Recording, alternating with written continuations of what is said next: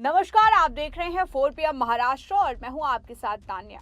दोस्तों, मोदी सरकार एक बार फिर जनता के सामने घुटनों पर आ गई है। जनजी की एकता के आगे मोदी सरकार की मजबूरी देखने को मिली। जिस सरकार में ये कहा जाता था कि यहाँ इस्तीफे नहीं होते, वहीं शिक्षा मंत्री धर्मेंद्र प्रधान ने इस्तीफा दे दिया, जिसके बाद सियासी गलियारों में चर्चाओं का बाजार गर्म है और नेताओं की लगातार प्रतिक्रियाएं भी सामने आ रही हैं। इसी बीच महाराष्ट्र की राजधानी मुंबई में शिवसेना यूबीटी और मनसे प्रमुख के नेतृत्व में तिरंगा विजय रैली का आयोजन किया गया। छत्रपति शिवाजी महाराज पार्क में तिरंगा विजय रैली मनाने के लिए जनरेशन जेड की भारी भीड़ उमड़ी, जो युवाओं की एकता को प्रदर्शित करती है। रैली का मुख्य मुद्दा नीट पेपर लीक और अन्य परीक्षा संबंधी विवादों को लेकर चल रहा छात्र आंदोलन था।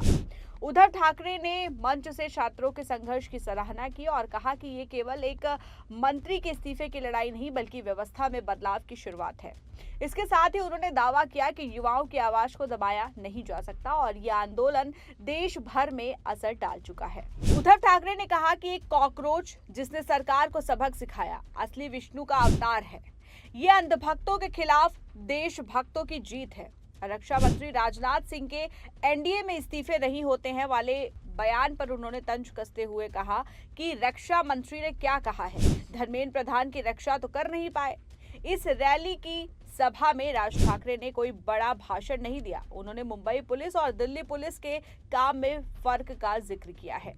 राज ठाकरे ने कोई राजनीतिक टिप्पणी नहीं की, सिर्फ उद्धव ठाकरे की सरकार और बीजेपी को घेरा है। आपको बता दें कि बड़ी संख्या में लोगों के आने की आशंका के बीच शिवाजी पार्क को छावनी में तब्दील कर दिया गया है। इसी बीच बड़ी संख्या में पुलिस बल और अतिरिक्त सुरक्षा बल तैनात है। कई रास्तों को ब्लॉक कर दिया गया है।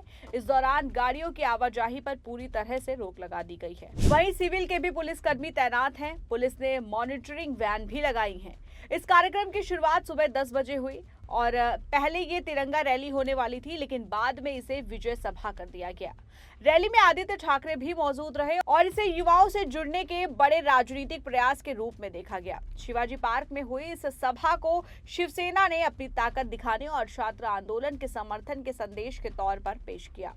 वहीं इस बीच लोकसभा में विपक्ष के नेता राहुल गांधी ने केंद्रीय गृह मंत्री अमित शाह को पत्र लिखकर दिल्ली में 20 जुलाई को हुए छात्र प्रदर्शन के दौरान सुरक्षा बलों की कार्रवाई पर गंभीर सवाल उठाए। राहुल गांधी ने अपने सोशल मीडिया मंच एक्स पर ये पत्र साझा करते हुए लिखा कि छात्रों को मारने का आदेश किसने दिया। उन्होंने आरोप लगाया कि शांतिपूर्ण प्रदर्शन कर रहे छात्रों पर बर्बर तरीके से बल का प्रयोग किया गया और इसकी जवाबदेही तय होनी चाहिए। राहुल गांधी ने 25 जुलाई की तारीख वाले अपने पत्र में लिखा कि एक छात्र निष्पक्ष और जवाबदेह शिक्षा व्यवस्था की मांग कर रहे थे, लेकिन उनकी बात सुनने के बजाय सुरक्षा बलों ने उन पर अंधाधुंध बल का प्रयोग किया। उन्होंने दावा किया कि प्रदर्शन के दौरान घातक हथियारों और आंसू गैस का इस्तेमाल किया गया। इससे सैकड़ों छात्र घायल हुए। राहुल गांधी ने यह भी आरोप लगाया कि महिला छात्रों के साथ पुलिसकर्मियों ने मारपीट की और उनके निजी अंगों को भी निशाना बनाया गया। राहुल गांधी ने अपने पत्र में दूसरा बड़ा सवाल उन लोगों को लेकर उठाया जो कथित तौर पर सादे कपड़ों में छात्रों की पिटाई करते हुए दिखाई दिए। उन्होंने पूछा कि क्या ये लोग पुलिसकर्मी थे या स्वयंसेवक। उन्होंने ये भी जानना चाहा कि इन लोगों की तैनाती किसके आदेश पर की गई थी। राहुल गांधी ने कहा कि दिल्ली में तैनात सुरक्षा बल आखिरकार केंद्रीय गृह मंत्री के अधीन आते हैं, इसलिए इस कार्रवाई की जवाबदेही भी तय होनी चाहिए। वहीं इसके साथ ही राहुल गांधी ने लिखा कि शांतिपूर्ण प्रदर्शन किसी भी लोकतंत्र का अहम हिस्सा होता है। उन्होंने कहा कि सरकार की जिम्मेदारी प्रदर्शनकारियों की सुरक्षा सुनिश्चित कराने और बातचीत के जरिए उनकी समस्याओं का समाधान निकालने की होती है, लेकिन जिस तरह से हिंसा हुई है उसने लोकतांत्रिक मूल्यों को नुकसान पहुंचाया है और पूरे देश को झकझोर कर रख दिया है। उन्होंने कहा कि देश के युवा और छात्र जो भी भारत का भविष्य है, जवाब और जवाबदेही मांग रहे हैं, उनकी आवाज को दबाया नहीं जा सकता और उनकी बात सुनी जाएगी। राहुल गांधी ने अपने पत्र में यह भी कहा कि छात्रों की मांग शिक्षा व्यवस्था में पारदर्शिता और जवाबदेही की थी। उनका कहना है कि इस मांग का जवाब संवाद से दिया जाना चाहिए था, लेकिन इसके बजाय बल प्रयोग किया गया। उन्होंने इस पूरी घटना की जवाबदेही तय करने और जिम्मेदार लोगों के खिलाफ कार्रवाई करने की मांग की। ये पत्र राहुल गांधी ने केंद्रीय गृह मंत्री अमित शाह को संबोधित करते हुए लिखा और बाद में अपने एक्स पोस्ट के जरिए सार्वजनिक किया। पत्र में उन्होंने सरकार से छात्र प्रदर्शन के दौरान हुई कार्रवाई पर स्पष्ट जवाब देने और ये बताने की मांग की कि बल प्रयोग का फैसला किस स्तर पर लिया गया था। धर्मेंद्र प्रधान के इस्तीफे पर एनसीपी एसपी विधायक रोहित पवार ने कहा कि अब तक ये लोग शायद ही कभी एकजुट होते थे, लेकिन छात्रों पर हुए अन्याय ने युवाओं को एकजुट कर दिया, जिससे ग्रामीण और शहरी क्षेत्रों के लोग भारतीय के रूप में एक सामूहिक पहचान में बंध गए। उन्होंने कहा, इस एकता से मिली सफलता ने ये साबित कर दिया कि अगर हम साथ में खड़े होते हैं तो जीत सकते हैं। ये एक महत्वपूर्ण संदेश है जो जनता तक पहुंचा है और हमारे लोकतंत्र और संविधान की रक्षा के लिए एक अहम सबक देता है। इसके अलावा राष्ट्रवादी कांग्रेस पार्टी की नेता और सांसद सुप्रिया सुले ने भी इस पर अपनी प्रतिक्रिया दी है। उन्होंने कहा कि ये इस्तीफा छात्रों, शांतिपूर्ण प्रदर्शनकारियों और विपक्ष के लगातार दबाव का परिणाम है। इसके साथ ही उन्होंने साफ किया कि सिर्फ इस्तीफा देना ही काफी नहीं, बल्कि अब शिक्षा व्यवस्था में बड़े सुधार और पूरे मामले पर संसद में चर्चा भी होनी चाहिए।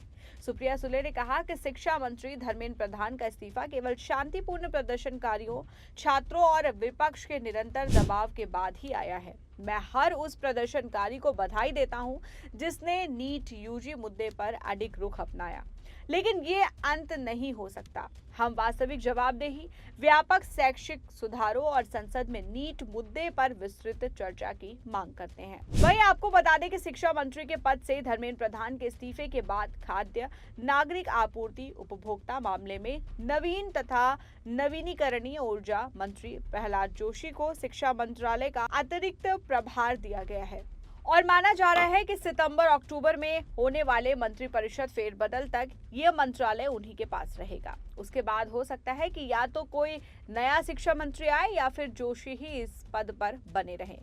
पर यह कहना गलत नहीं होगा कि चाहे कुछ महीनों के लिए ही सही, जोशी ने कांटों का ताज पहना है। उन्होंने एक ऐसे समय में शिक्षा मंत्रालय का काम संभाला है जब ये चर्चा और विवादों का केंद्र बना हुआ है। वैसे भी पिछले 12 सालों में मोदी सरकार में सबसे ज्यादा मंत्री जिस मंत्रालय ने देखे हैं उसमें सूचना एवं प्रसारण के साथ ही शिक्षा मंत्रालय भी है। स्मृति ईरानी, प्रकाश जावड़ेकर, रमेश पोखरियाल निशंक और धर्मेंद्र प्रधान के बाद अब प्रहलाद जोशी, यानी पिछले 12 साल में वो 5वें शिक्षा मंत्री हैं और कोई भी 5 साल का कार्यकाल पूरा नहीं कर पाया है।